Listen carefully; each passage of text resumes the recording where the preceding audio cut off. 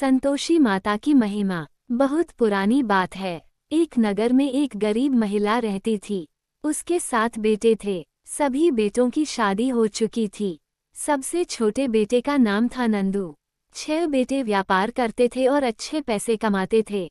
वे अपनी पत्नियों के साथ खुशी खुशी रहते थे। परंतु छोटा बेटा नंदू सीधा सादा और धर्मात्मा था।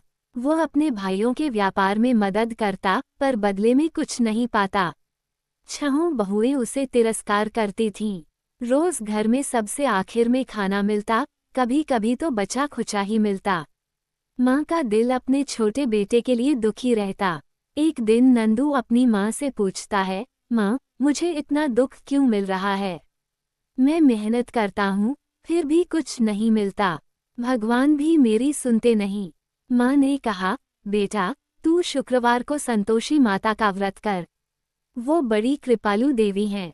जो भक्त श्रद्धा से व्रत करता है, उसकी दरिद्रता मिट जाती है और जीवन में सुख शांति आती है। फोल्डेड हैंड्स व्रत की विधि माँ ने समझाई। हर शुक्रवार को प्रातः स्नान करके साफ वस्त्र पहनो।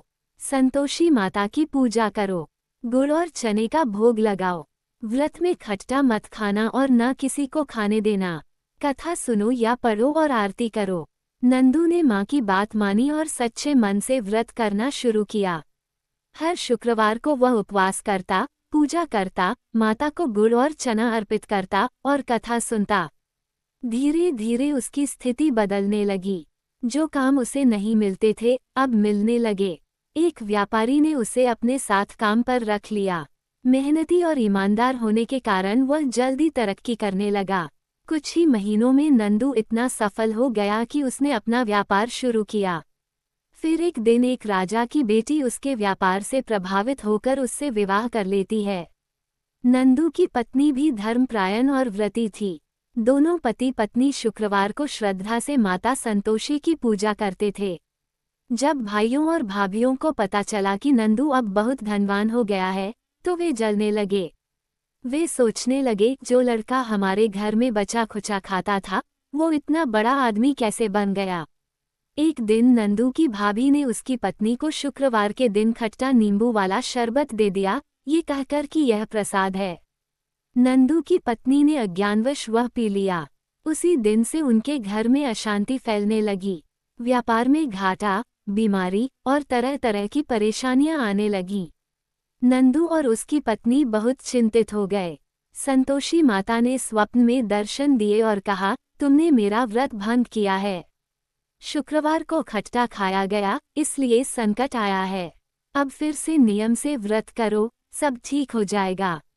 दोनों ने फिर से सच्चे मन से व्रत शुरू किया। अब वे और भी अधिक श्रद्धा से माता की पूजा करने लगे। खट्टे पदार्थों से पूर्ण परहेज किया गया। कथा सुनना, आरती करना और 8 छोटे लड़कों को गुड़ चना बांटना नियमित किया गया। इस बार माता संतोषी अत्यंत प्रसन्न हुई। माता ने आशीर्वाद दिया, अब तुम्हारे जीवन में कभी कोई दुख नहीं आएगा। तुरंत ही व्यापार फिर से चल पड़ा। पुराने ग्राहक लौट आए, नई संपत्ति मिली, बीमारी दूर हो गई, घर में हंसी खुशी लौट आई। जब भाइयों और भाभियों ने देखा कि अब भी माता की कृपा से नंदू की जिंदगी फिर से बदल गई है, तो उन्हें बहुत पछतावा हुआ। उन्होंने नंदू और उसकी पत्नी से माफी मांगी। नंदू ने भी उन्हें माफ कर दिया। अब पूरा परिवार माता संतोषी की भक्ति में लीन हो गया। पुष्पनकाल व्रत करने की विधि विस्तार से। शुक्रवार को प्रातः स्नान कर साफ पीले वस्त्र पहने। माता संतोषी का चित्र स्थापित करें।